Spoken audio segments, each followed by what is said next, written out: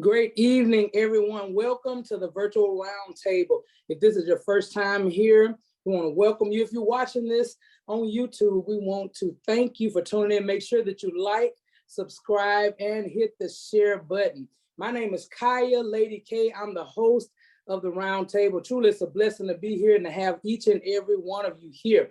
We are a group of individuals that come together. We encourage, we empower, and we shift mindsets in order to provoke change.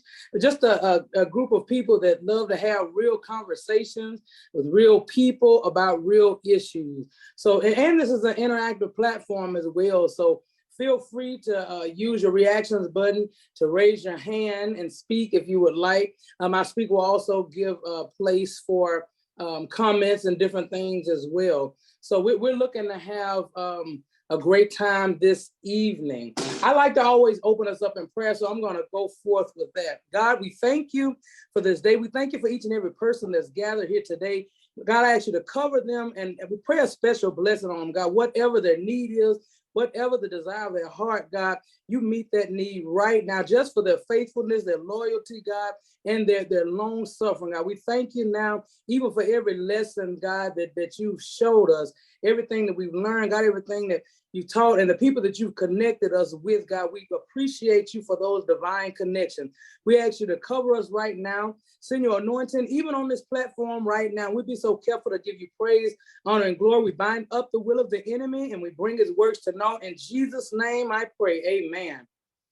Amen, amen, amen. So this evening, guys, I have a special guest, Miss Alicia Owen. Now, she's a new customer of mine, and we began to talk, and when we started talking, I understood that it was a divine connection, that we connected. It was just, you just could feel the presence of God. She was getting a haircut. They say everything happens in the barbershop. Well, I'm in a barber suite, so I get to have one-on-one interaction with my clients, and that's a great thing for me because I love to inspire and I love to motivate, but I also love to listen to people's story, and have that open ground to hear what they have to say. Because sometimes people come to the barbershop just to release. They won't go to the counselor, or they won't go to a psychologist or a psychiatrist, but they will go to the barbershop. So as a master barber and instructor, I carry a lot of different titles, but I'm thankful, that God has equipped me to be able to operate in each and every one of them. I'm not going to prolong the time. Make sure that you follow me. I upload all of the YouTube videos. There's a good bit of them on already, and I'm actually playing catch up, but there's plenty on there that will keep your attention and will make you do a self-evaluation just so that you can look at things that's in your life. So without further ado, I'm going to introduce our speaker and we'll go forth. She's going to tell the story of her life. I was asking her, a lot of times you have leaders and they're always listening to other people, but a lot of times as a leader, people don't really listen to you because you can start talking to them about something and then you're trying to pour out to them. And then they'll tell you, oh yeah, I had this experience, and they just take it on over, and you just kind of sit back and say, you know what, they're not even ready to listen to or to receive what I have to give. So I began to ask, I said, have you shared your story? She was like, yeah. I said, okay. And God had already told me she hadn't shared a whole story. So I said, have you really shared the story? She began to think about it, and she said, I started talking about it, and the same thing that I just said. She said, and I usually don't get finished. I said, well, tonight is the night, or the round table is the place where we're going to allow you to share your story. We're not going to interrupt because we want to hear. You never know who's using your life as a blueprint for theirs. Someone needs to hear your story because they're either going through it, have gone through it, and didn't pass the test, or they're about to go through it. So we're looking to be blessed this evening. So Miss Alicia Owen, she is a native of Brunswick, Georgia. She's in an Air Force. She's an Air Force veteran, elder and founder of Girl Gone Free. Make sure you follow her on Facebook, Girl Gone Free, and it's Instagram as well, Girl Gone Free. But she'll correct. I think one of them is a little different. Through her life's journey, she discovered that her heart was connected to ministry and helping others having the internal struggle herself with being perfect, strong, and available for everyone at all times, revealed to her that refuge and conversation is necessary amongst women. Over the last several years, God has led Alicia on a path to reach out and create a safe space for women to be raw, to be real, and their true selves. Girl Gone Free was planted at the kitchen island of her home as those who enter find themselves enveloped in care, freedom, laughter, and love. But most important is the people feel seen. Is that people feel seen? I'm sorry. It is her mission and God's vision to expand that atmosphere and to reach those who are ready to be free. So guys, without further ado, we're going to turn the floor over to Miss Alicia Owen. The floor is yours. Good evening. Thank you so much, Miss Kaya. Yes, I will say that encounter in the barbershop was truly, that was a God day. You know, every day is God's day, but that was a God ordained connection, because I literally just Googled a barber near me. Because I have a barber that I've been going to for years. But my schedule, my availability, just trying to get there on a regular basis, I needed someone that was closer to me where I could go regularly. And Kaya's name was the first one that popped up. I looked at her reviews. I was like, well, she got more than 20 reviews. So let's go there. I checked her out. I was like, okay, I don't need much. I have an undercut and my hair I'm in transition right now. That's why my hair is covered up tonight, guys. So the next time you see me, I'll probably have different hair because I changed it a lot. But that experience was such a genuine one, and it was unexpected. And I think that sometimes that's what we need. And so I do appreciate the connection. I do appreciate this opportunity, and I appreciate all of you taking the time to be here tonight. So I hope that throughout our time together that something is said that resonates with you, that is relevant to your life or to someone that you may be connected to, that you can share. I'm not here to change anyone's life or perspective or opinion. I'm just here to simply share. And I'm really going to speak from my heart. I don't have any slides, so I'm really going to speak from my heart. My mother is on here. God bless her. She's right downstairs, but God bless her. My co-pastor, my first lady, my other mama is here as well, and I thank God for her. I want to start by just giving honor to my church home, because honestly, my true growth and in coming to realize what purpose really was in God's kingdom really blossomed under them. And so I thank God for their lives, and I truly look to them for support, and I look to them for encouragement and like, hey, am I doing this right? But God has had them in my life and his hand on my life for quite some time. And so I will start by saying, like Kai said, I am from Brunswick, Georgia. You guys have probably seen Brunswick in the news in the last couple of years for unfortunate reasons. But Brunswick is a really small town. You know, it's small. That's where my grandparents originate from, my mother's parents. That's where my grandparents' parents were. So, you know, I have lineage in that area, in Georgia, period, throughout Georgia. But growing up, I am the only daughter in my current generation. We just had a little girl born last year. So I'm 42. So it took 41 years for another girl to be born on my mom's side of the family. So I grew up with a lot. Well, not a lot, because we're a small family, but I grew up in a small family, but I was the only girl. And so I just resonated with boys a lot. The only women in my life were my grandmother, my mother, and my aunt that were consistent women figures in my life. And so they weren't like, oh, that's my buddy, let me hang out. They were just authoritative. This is what you do. This is how life goes. But I want to, the story that I shared, or my life, part of my life that I shared with Kaya, And what is a big reason of why I started and why God gave me the vision of Girl Gone Free, is that I was raised by my mother's parents. I was in the home with them from birth. That's mama and daddy. That's who I called my mama and my dad.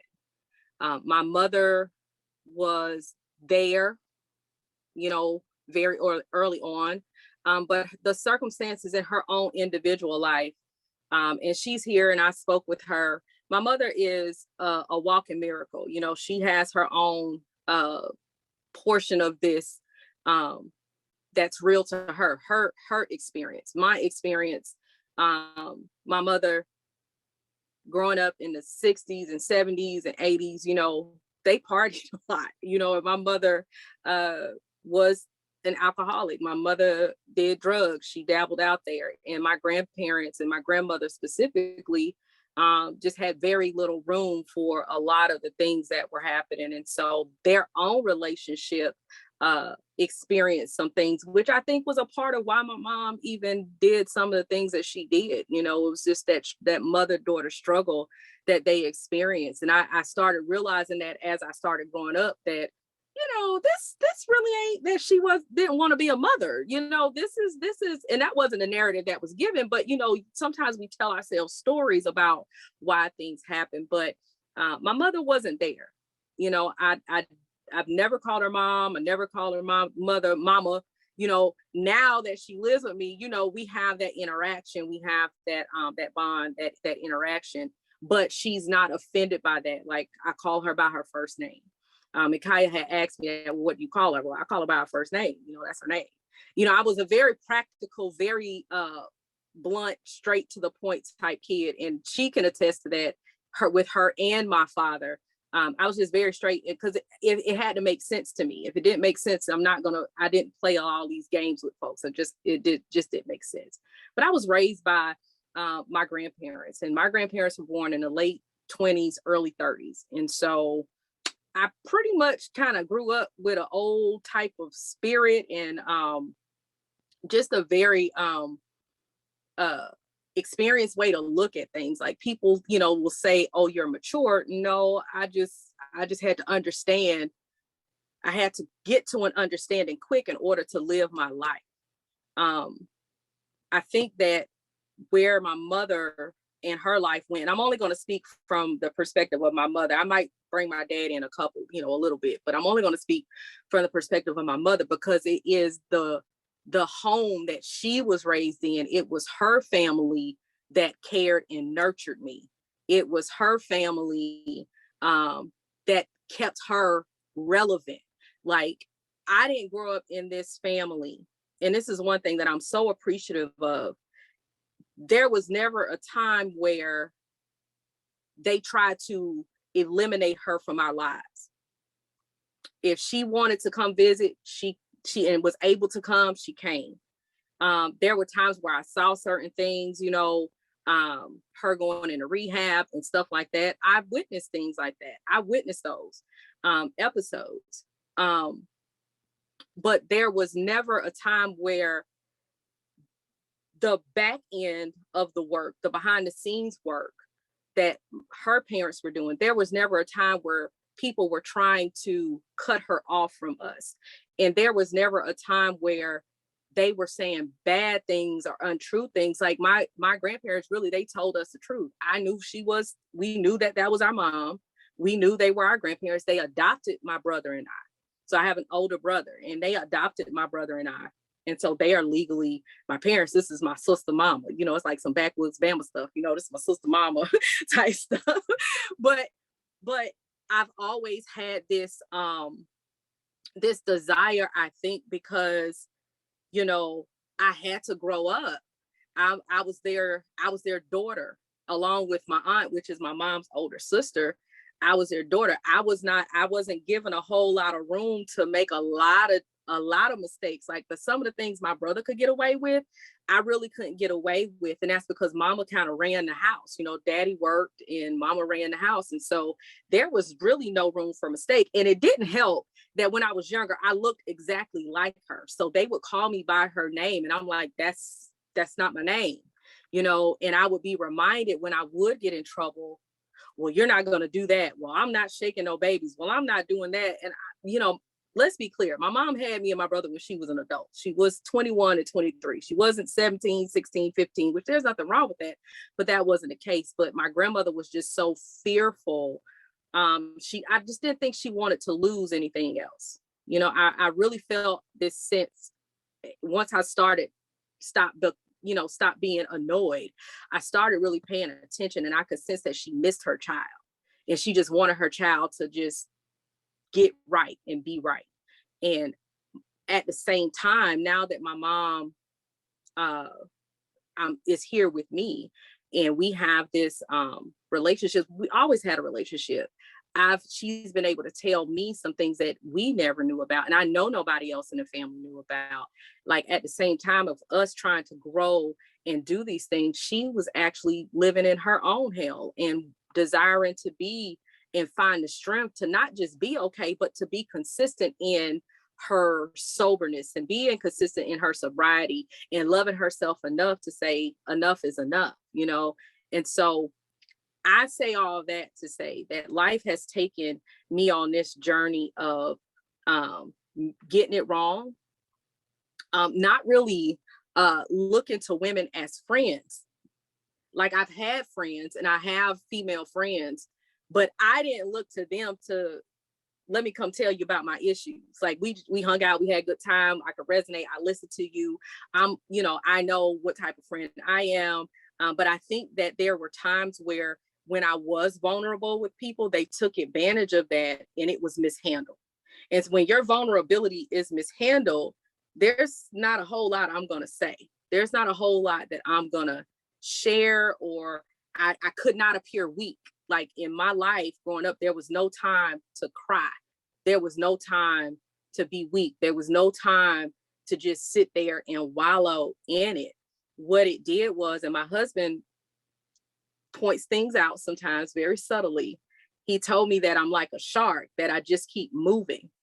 And he said, you don't necessarily sit and kind of process and work through it. Like, I'm working through it, but I got to keep moving while I'm working through it. So I just keep moving. But what it did was, once I got to be in my 20s, and I've told this testimony at church, I realized there was a part in my 20s that's a blur. Like, all the years just seem to run together. It's not because I'm in my 40s now, but it's because I conditioned myself not to be so present or not to be so connected to people, so that if they left, it wouldn't hurt so bad. That if they disappointed me, it didn't hurt so bad. And it made me sad when God showed me that, because I'm like, I know that there are people that remember me, but I don't remember them. And my husband will tell me, well, they came to the house. I don't know them. I probably fed them. And I'm just like, oh, hey. And I'm just trying to get through. I'm just trying to move. And I just, throughout that time of growing up, reflection is a humbling thing. When you can look back and look at the steps in the strategic area, not strategic, but strategically look back and see that, you know what, you really was just trying to cope. You was just really trying to get through.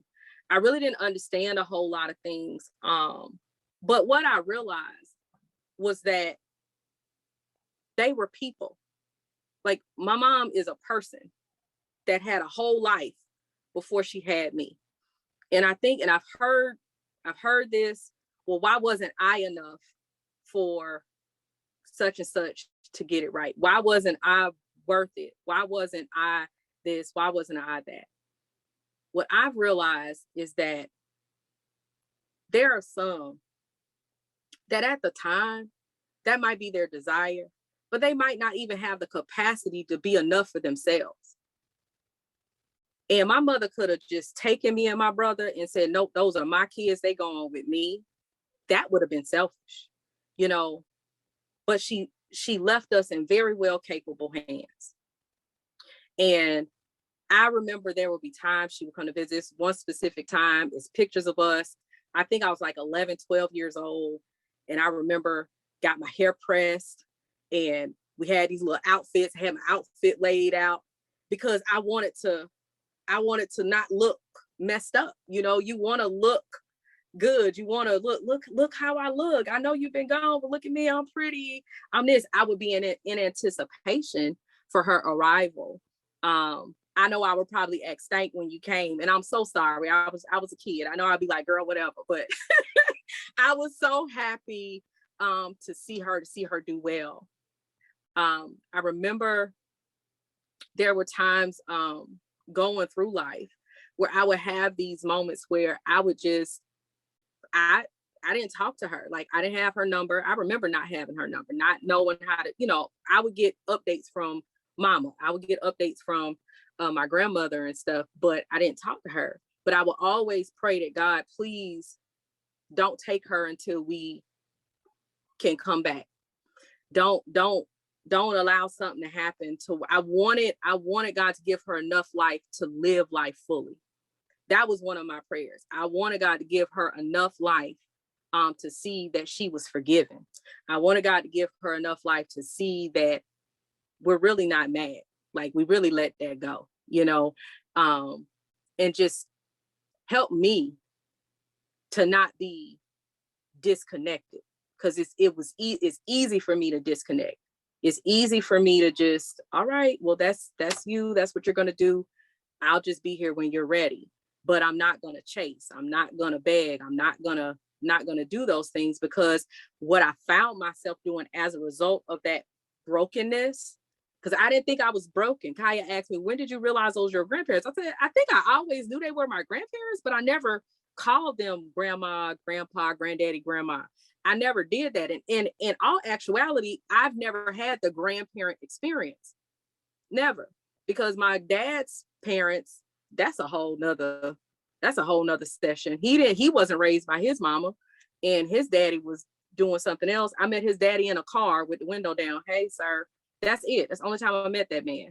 And his mom she was in the area. She lived not 20 minutes from where we live, but I've never had anybody that I could just say, hey, grandma, or go to grandma's house for the summer. I was at grandma's house all the time. So it wasn't a grandma experience. And so I thank God that we are in a place where there's no animosity. There was never really any animosity. It's just she had to believe that, and I had to realize that it wasn't me. I tell my kids this, especially my daughter. I have an older daughter that my husband had in a previous marriage, but that's my daughter. I've known her since she was 5. She's 26 now. But that's my baby. But I tell her a lot of times that the stuff that people go through and the stuff that they decide to do, it really has less to do with you and more to do with them and what they're working through.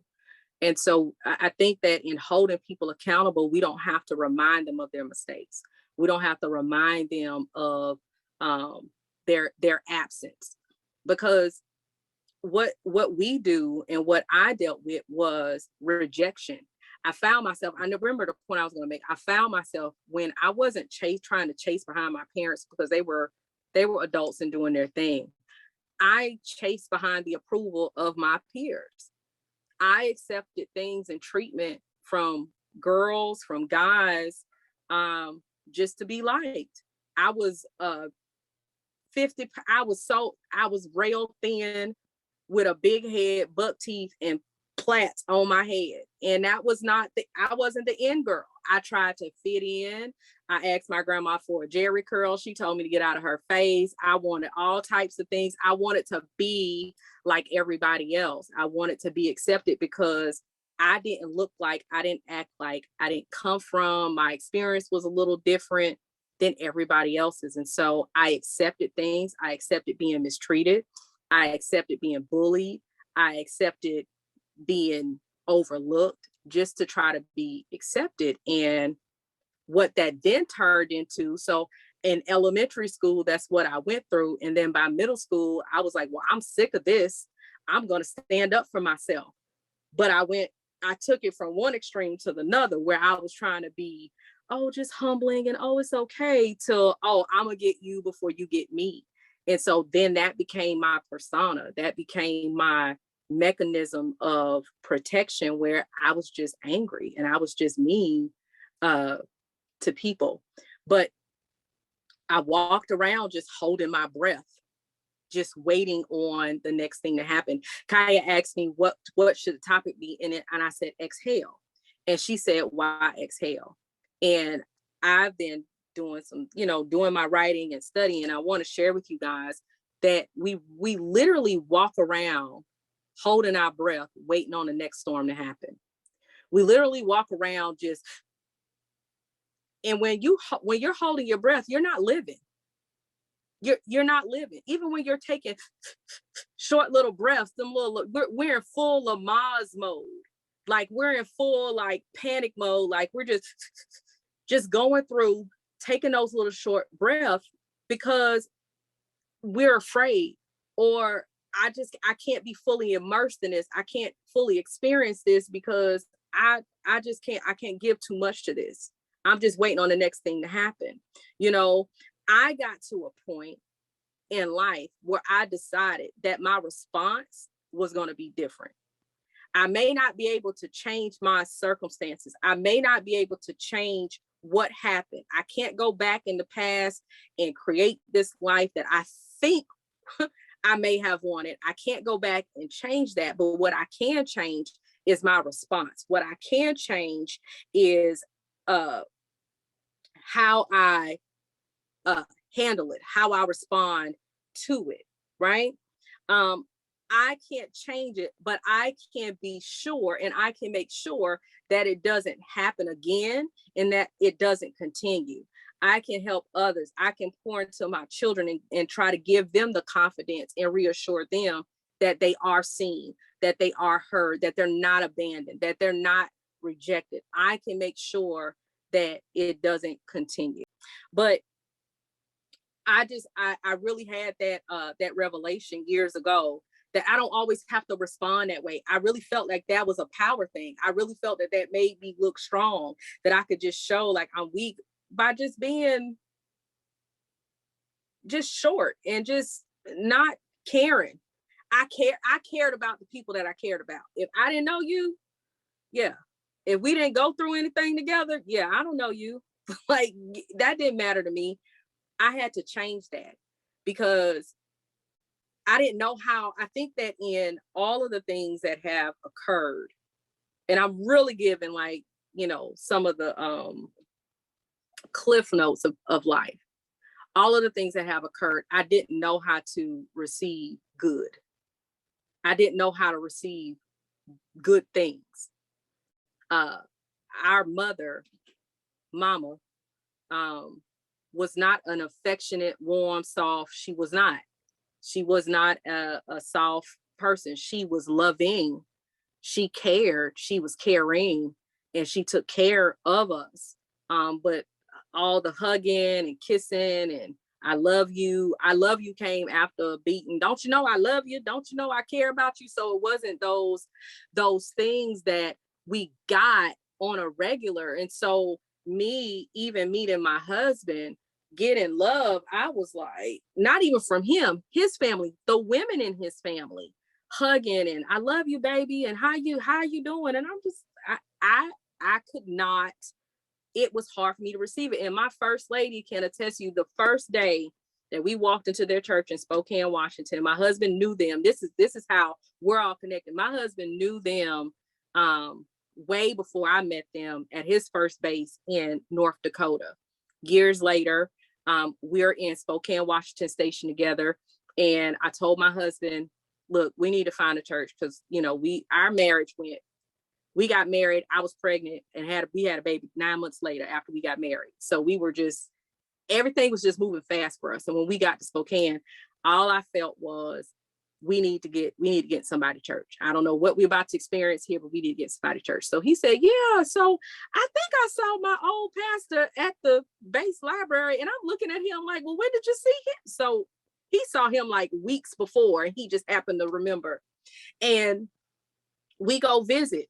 As soon as we walked in, they recognized him and ran up to him. Now, my husband was married before. I don't look like his his other wife, but they didn't care. They were hugging on me and my boys, and I'm grabbing my boys like, I don't know. I know we in church, but I don't know these people. Like, I was like this. And Mama P is what we call her, Mother Pierce. She recognized that in me, but I recognized the warmth in them. And it took a little while, but they didn't let me hide. I tried to hide in the back and clap my hands and do all that stuff, but they didn't let me hide. But I say all that to say that I did not accept it. I could not accept good. If I got a compliment, it was like, yeah, okay, whatever, girl. I just, I couldn't accept good. And it wasn't that I didn't think that I was. And that's funny. Like we search for acceptance. We search for validation. We search for, yeah, that's right. You're on the right path. And then when we get it, we don't believe it. Like we do the preparation, we do the work, we get in, and I'm in this mode right now. We do all these things, we prepare, we believe, we trust, we go through all this stuff, and then we get the compliment. It's like, really? You believe that? We can't believe it for ourselves. I can encourage you all day and can't believe it for me. It's hard. It is really hard.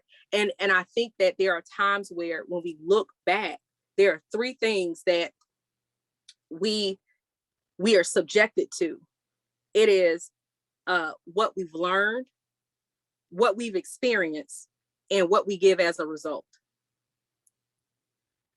What we've learned, what we've experienced, and what we give as a result. So there are points in our lives where people will meet you at a certain point, and you can tell them parts of your story, and they'll be like, oh girl, but look at you now. And you looking at them like, no, like that I should be dead. Like, you got to understand. And they see you now and they see where you are. And it's hard for them. Like, they still want to just dig their heels in that, no, this is really bad. And you're telling them, baby, you can be saved from that. Baby, you don't have to choose that response. You don't have to choose that way. You don't have to choose that walk. Like, everything that we do, like, it's a choice. We can't subject ourselves to things. And then when God puts people in your life that have wisdom, experience, understanding, and that see you, and then you don't believe it because, well, baby, because you got a husband. Well, because you got they all get on my nerves still. Let's be clear. Like, it's still a daily walk. Like, this is a daily walk. You know what I'm saying? But I just believe, I'm very candid and I'm very honest about life. It's not easy. I remember 2 years ago during the pandemic, we're home, everybody's home. I almost lost my mind. And I am the part, I was holding it together, but I told my husband, I said, I've been married to this man for 17 years. And there are certain things that I just work through it. I work through it silently. There are things that I tell him, but I tell him when I'm able to kind of handle it. I don't always like let him see me sweat. He know I'm sweating. He just let me work through it. But I told him, I said, baby, I'm about to have a nervous breakdown. I can't do this. I can't just, I didn't know what it was, but I was depressed. My skin looked horrible. My health was declining. I was down bad. I was down bad. And that's when I realized, and God gave me that girl gone free, because I have to free myself from thinking that I'm not living up to the expectations that I think people have of me. Not expectations that they've said, but the expectations that I think that they have of me. And free myself to be transparent. I'm transparent, like Kaya said. Like, I've shared when it's relevant, because I don't like to take up the room. I don't like to take up space. And so I share when it's relevant to what's being presented to me, or when it can help somebody, or when we're talking about something that is in that vein. And so I don't talk about a lot of stuff, but I found now that it is very critical and very appropriate to let it go. And that's why exhale was my foundation tonight, because we're at a point where we have to let things go. There are people that are dead and still mad at folks to this day. Like like, I don't want to pass away full of poison. I don't want to pass away full of misunderstanding. I don't want life to go by me and I didn't correct myself when I knew I was wrong. My family, I've developed and I try. I don't get it right. I say things just because I'm irritated, because I'm safe in my home, but I will go back to my children, not just my husband and my mother, but I will go back and I will clarify and I will make it right, because I don't want you to walk away thinking that was you that made me respond that way. That had nothing to do with you. I needed to control that. That's the only thing I control is my response. I'm not going to get it right, but if God gives me breath, I'm going to go back and I'm going to try. I'm going to try, because what I want to demonstrate and what I feel is appropriate to demonstrate is accountability. And I don't have to wait for somebody to hold me accountable. That's one thing that, because I don't like to be corrected. Let's be clear. I don't like to be corrected. You can tell me, but I want to know for myself. Don't blindside me. I want to know for myself, because we don't like correction. Like, let's be honest, we do not like that. That thing hurts. Because you be like, oh, I knew that was ugly, but I hope nobody, I was just wishing nobody saw it. I was just hoping nobody saw it. And I want to also, that brings me to my next point. Like, when we do make mistakes, and I've over the years, just talking with my mother, just letting her know that what you feel was a mistake really saved my life. Like, it did not break. Like, I was like, look at us, like, we're good. My brother went in the Air Force. He stayed in 6 years, got out. I did almost 14 years. And like, we're good. We're not where we could have been. And so just reminding folks and reminding her specifically that, yes, you might have been absent, but we are not angry. We are not mad. You are still welcome here, because that's my mother. Now I can say, and I can get on it, but nobody else, she'll tell you, don't nobody else, you better not say nothing about her. I done cleared a room about that one. I done had to get my father, because people will think that because they didn't make those same mistakes that they are above, or that they're better than. Like, no, your mistakes just wasn't on that level, but you was still trash. You was a still trash parent, sir. Like, let's be clear. You weren't that great. You could, you just didn't. And those are things I had to remind him of. You could have, you just didn't. Right? She wasn't able to. There's a difference. There's a distinct difference there. But I feel like our environment and our circumstances, and the things that we go through, those of us that have those voids, we don't really even realize sometimes that there is a void there. We're just out there searching for something to feel it. Feel it. That's my country. Y'all hear that Brunswick come out? I was trying to say feel, but I say feel. It comes out, y'all. But we go through those things. And even becoming a mother myself, I don't want my kids out there trying to fill a void of something that they didn't receive here. If you have a void, or you have a question about something, I want my kids to go to God. My husband and I want them and encourage them, and they have been trained to develop their own relationship with God, to develop their own relationship, so that they're not out here trying drugs, so that they're not out here trying to have sex and just giving their body, so that they're not out here just trying to feel their lives, because they already have enough influence that right now it's a lot of things that are influencing them that we can't control all the time. But make the right decision. You might be exposed to things, but you can make the right decision in being exposed to things. Because I was exposed to things, I made the decision not to do certain things. You know, I'm right alongside of friends that are making those decisions. I don't have to make that decision just because I'm in the room. I don't have to make that decision just because it was shown to me or presented to me. I can walk away. I can make the best decision for myself. Now, did I always get it right? Absolutely not. But I can make those decisions to walk away, because we don't need to fill those voids, you know, with those frivolous things, because it pushes us further away from where we truly need to be. When we start filling ourselves and filling our lives, and trying to fill that brokenness, and trying to not take our breath or let that stuff go, we get further away from where we should be. We get further away from our purpose. We get further away from who we truly are. And we don't even recognize ourselves in the mirror. We don't even recognize who we are.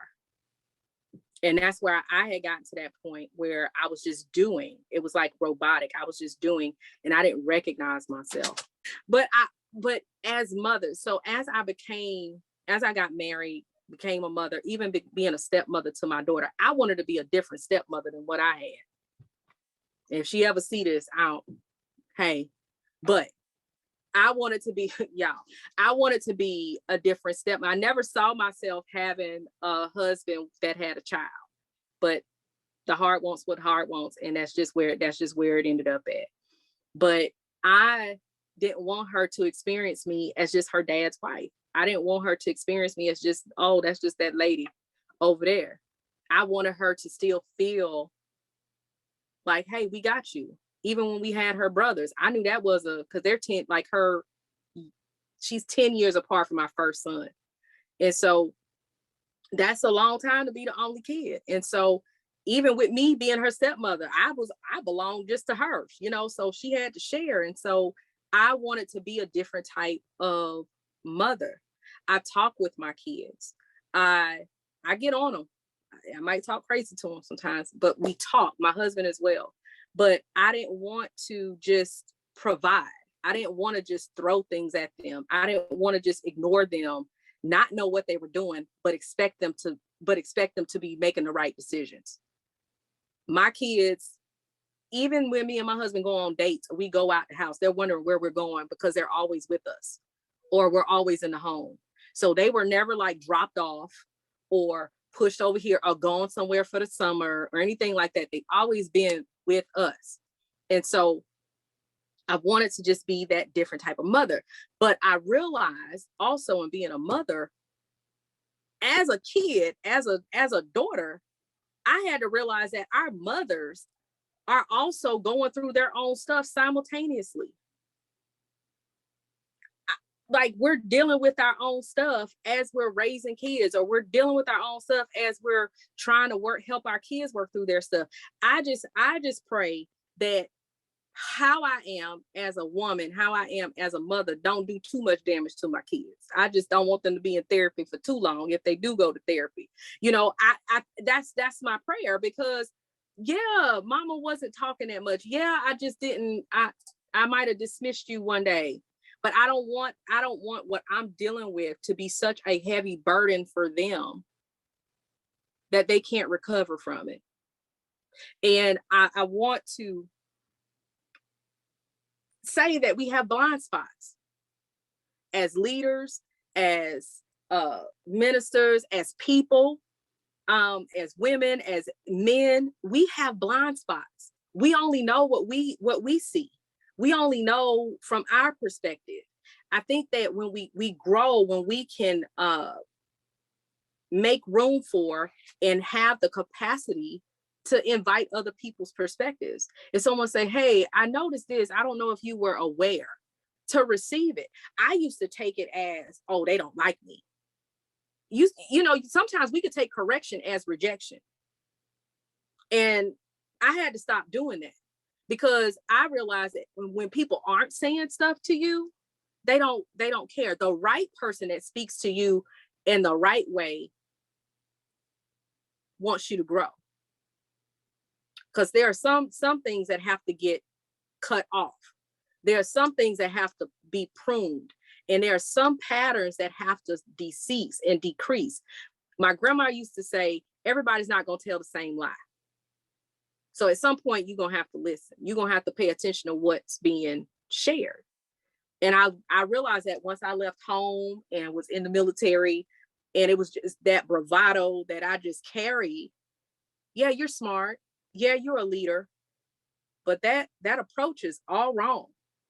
And sometimes we can use influence the wrong way. We can realize that, oh yeah, people do listen when I talk. But what are you saying? Are you saying anything that's going to help them grow? Are you saying anything that's going to change their perspective? Or are you keeping them stunned? Because brings my next point. When we heal the root, we improve our fruit. If we look at the root of something and we heal it, the fruit we produce then becomes more quality. It becomes more palatable. It becomes sweeter. And so we have to look at the root of things. I didn't want to look at the root because I was like, I'm fine. I'm good. That didn't bother me. My mama not being around didn't bother me. I just didn't like being around a lot of women. I just didn't. So when God said, yeah, you're going to do this women's ministry, I was like, who? I want to pick who I want to be around. I need a background check on who I'm going to be around. Who's your mama? Who's your cousin? Let me check out you. Yeah, I didn't look. I didn't want the job. I let it sit for a while. I didn't want the job. I was like, I can work with kids. Like, I like kids. But when you heal the root, you improve your fruit. You can tell a tree by the fruit that it bears. And sometimes the fruit can look really good. You ever got an apple and it looks really good and you bite into it, it's all mealy and nasty. It's not really, really that good and firm. You know, there's something going on with that root. Sometimes even the way the root is watered, if it's not watered appropriately, if it's planted in the wrong soil. Sometimes you got to move the tree. You got to move the plant so that it can grow appropriately. You got to move it from one area of the land to another just so it can get the right amount of sun, so that the soil is different there. Sometimes we got to move to get the right soil. And I realized that fruit, it looked good. And on some parts of the tree, it was good. And on some parts, it wasn't. Because nothing was being cut off. Nothing was being pruned. Nothing was being managed appropriately. There are times where what we give as a result, you know, when I said that those things that we've learned, our experiences and what we give as a result, yeah, I'm giving you fruit, but it's making you sick. If my root is not healed, I'm only giving fruit that's full of poison. I'm on everything that comes out of me. That's, you know, the Bible talks about what comes out of man. What comes out of man is filled with all of that thing that's in our heart. And if I'm speaking, it can sound right. It can tickle your ears. It can even resonate for where you are. But my heart's posture is not okay. It is not right.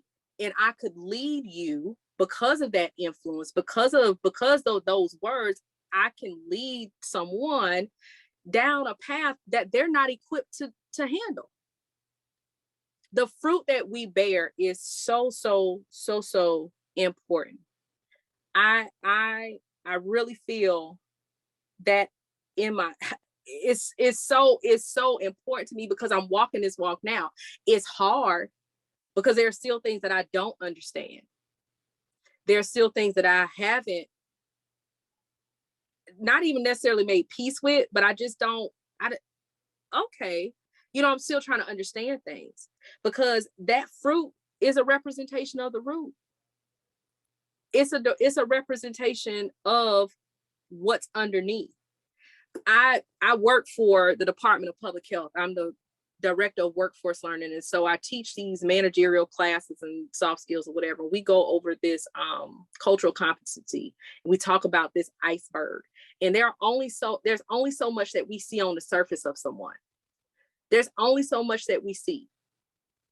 But those things that are underneath, that root, that big part, because the root, the flower can be very small, but the root can be huge.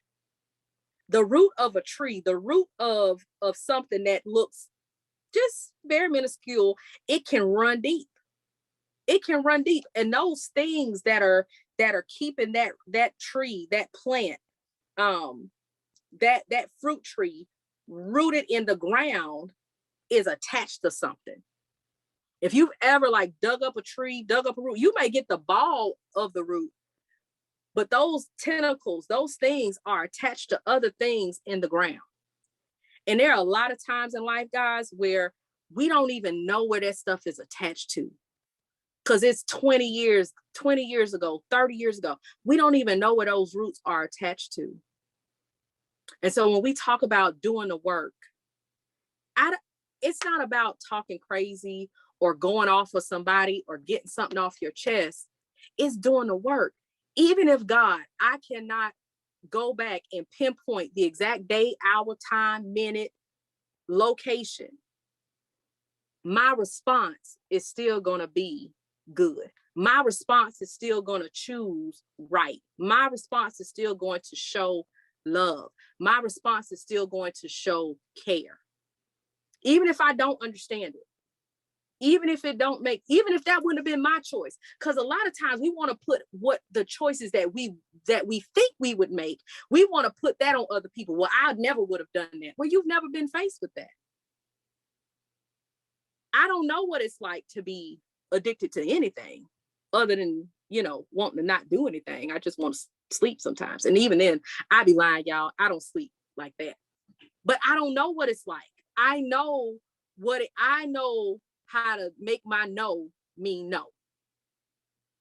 If I don't want to do it, I'm not going to do it. So I don't know what it's like to need to smoke a cigarette all the time. I don't know what it's like to need to have a drink all day, every day. I don't know what it's like. So I can't say what I would not do if I've never been placed in that position. And I find a lot of the opinion population, the social media, all of these things of I would never do that. Well, good for you. My mom was so great. I didn't have a bad mom. I had a mom who had to make a choice, right? She had to make a choice. I want to tell y'all, when I moved here, me and my family moved here from Spokane, Washington. My pastors, they had moved here, and I love them so much. I was like, well, I'm coming with y'all. I don't know what Chris doing. I don't know what he gonna do, but I'll be there, right? It's gonna take a couple years, but I'll be there. But I thought we were coming here just for them, for the ministry, for the work. And my mom, we would go visit, and she would come visit us on the weekends and spend time with us and stuff. And that was normal. In the time of our transition, I will say that we lost our parents within 2 years of each other. They died 2 years and almost to the exact day of each other. But we lost our parents during that time. And so that was a transition in all of this. But she would come visit, spend time with the grandkids and things like that. And then over the course of time, I just started seeing things with her, her life and things like that. Just started having conversations because, listen, it wasn't just about me feeling safe with her. She had to feel safe with me too. I'm a whole grown woman, and she knew that. And I don't play no games. I'm gonna tell you about yourself. So she was like, "Oh, I can't really go there. I don't know. Lisa gonna go off." That's my family calls me Lisa. Lisa's not gonna go for this. She's gonna come up in here and she gonna straighten it out. But I started noticing things. I wouldn't say anything. I would just give her the opportunity to present things to me. But I felt that it was time for a change. And during the first year of the pandemic in 2020, well, before that, we had a conversation. And, I had already talked to my husband. She didn't even know this. I was already talking to him and letting him know that I believe that at some point she was going to need to come and stay with us. Not because she didn't have her own. She was working, doing well, whatever. It's just where she was at and who she was with was not conducive to the lifestyle that I know she deserved at this point in her life. You had worked too hard, and she had become too dependent and strong and healthy to be mistreated, to be dismissed. And I didn't appreciate it. And look, you either gonna come willingly or I'm coming to get you. Look, that's all I'm saying. but she came and she's been living with us since July or June. Was it June? June 2020. She's been living with us for over 2 years now. And I will tell you guys that 17 to 20, no, 17 to 30-year-old me would have told you were crazy. She ain't come live where? No. No. That's where I was. But look what the Lord has done. I will tell people this. Look, if God can, because we were, I mean, literally, like Kaya brought this up, and I never thought about this. We were strangers. She knew me because she carried me. She knew me because she knew me. Now we are a lot alike. We think very much alike. We are a lot alike. We don't feel strange to one another. There's no strange talking. It's not weird or anything like that. But I'm bringing someone in my home that she remembers living with me. I don't, I was a baby. I was a child.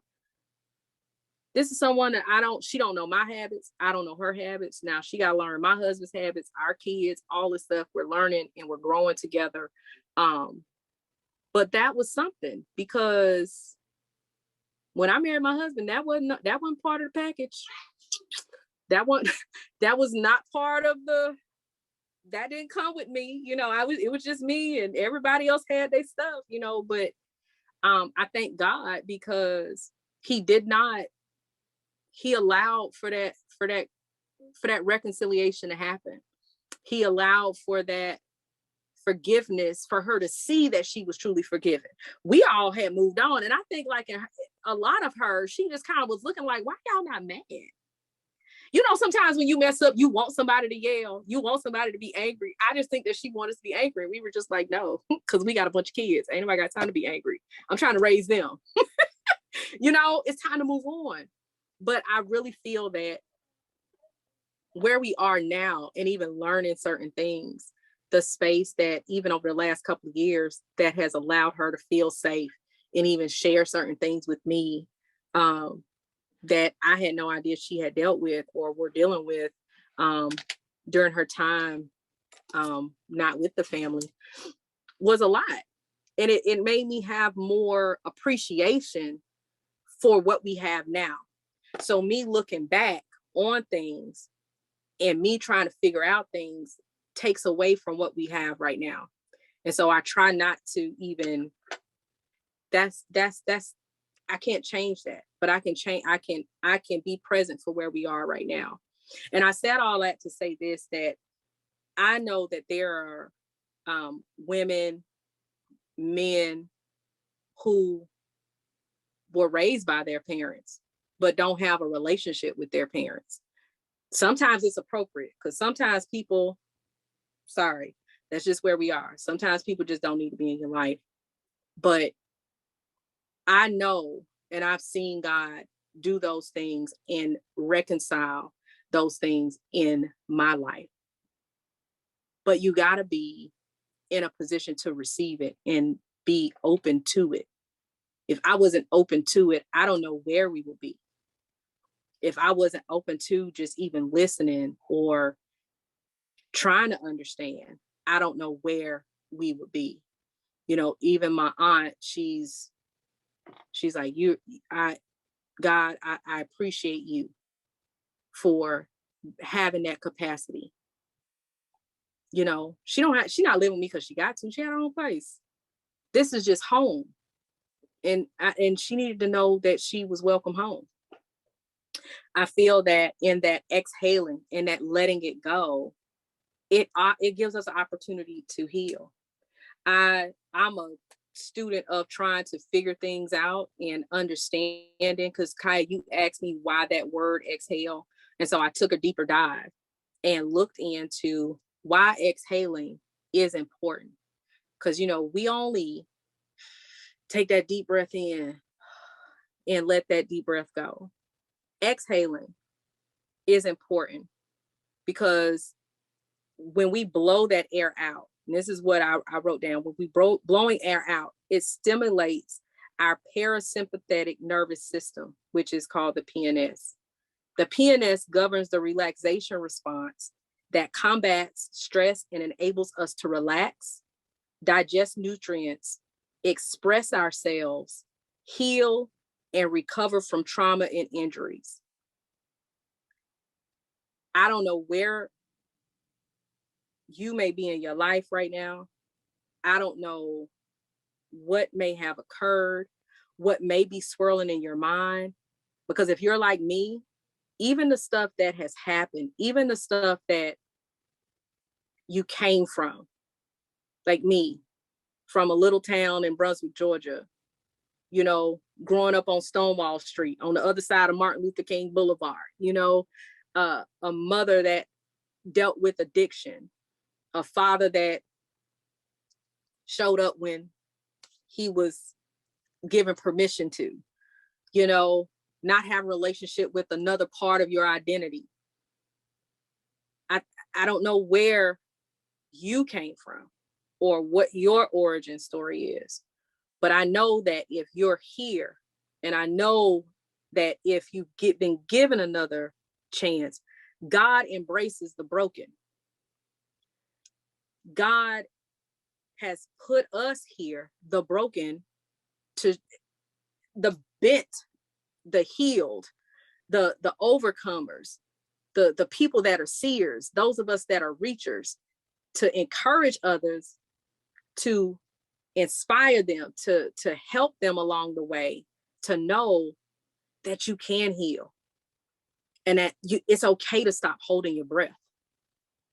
It's okay to experience good things. It's okay to receive that love. It's okay to pour out love, because when we're not healed on the inside, it can sound like love, but it's laced with that poisonous, unhealed part of us. And we got to heal, because the people that you're going to encounter are waiting on you. The people that you are encountering needs to hear your voice. If you're like me, and I believe a lot of you are, you can't listen to every voice. You can't listen to every speaker, everything that comes around, because it doesn't resonate with your spirit. And so somebody needs the timbre of your voice. Somebody needs the bravado of your voice. Somebody needs that sound that you carry. And it's important that we exhale and let some things go. We got to let some things go. And right now, because if you don't realize, time is timing. It is going by absolutely at an astronomical pace. And sometimes we'll say, I'll wait till tomorrow. I'll get it done. I'll do this. Right now, it's time for us. It's time for us to really, really look at healing as a people. Black people especially. We're just okay. We're good. Nothing hurts us. And we hear that a lot. Like, people walk around like it's a badge of honor to say, oh, that don't bother me. No, it does. Oh, that don't hurt me. I'm tough. I can fight everybody. Like, fighting is like, that's a trophy, right? I'm a fighter, and I will fight you, but I don't want to fight. I don't want to fight. I don't want to fight. We're in our soft season now. I used to be a tomboy, but I'm in my soft season now. I'm being soft. But I want to encourage all of you that with our blind spots, understanding where our roots are, understanding the type of fruit that we are bearing, and understanding what we're pouring out into the earth and to others, that there's room for healing. There's room for growth. And you might not get that apology, because sometimes people apologize and it does nothing to how you feel. It changes nothing.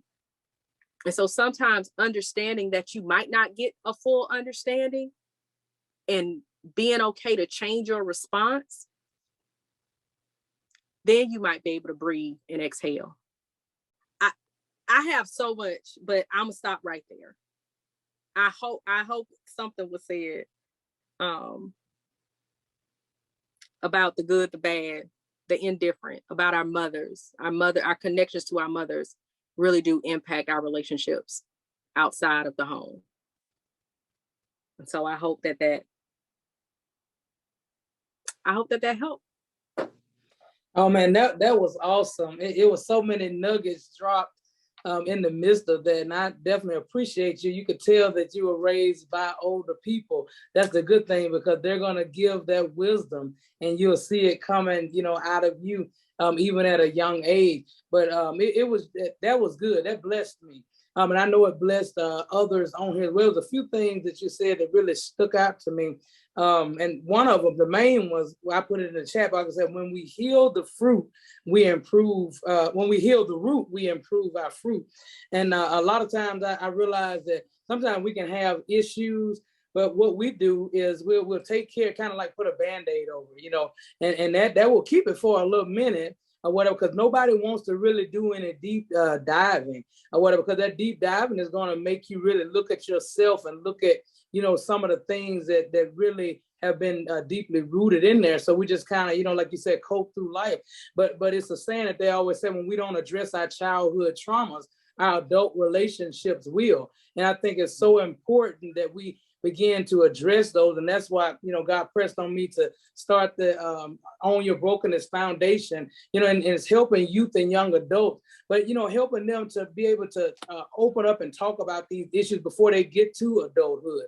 We have to begin to change the next generation. I believe that the first part of our life, we're supposed to be gaining information, learning and growing and from experiences. But I believe that the ending part of your life should be imparting into the next generation. That's how we begin to change these cycles, break these generational curses and the things going on. But the thing about it is, we have to be transparent, right? And a lot of people don't like to be transparent. You said something earlier. Us as Black people, we don't like counseling. We don't want to talk to nobody. And then we don't want anybody around us that's going to show us where we're wrong at.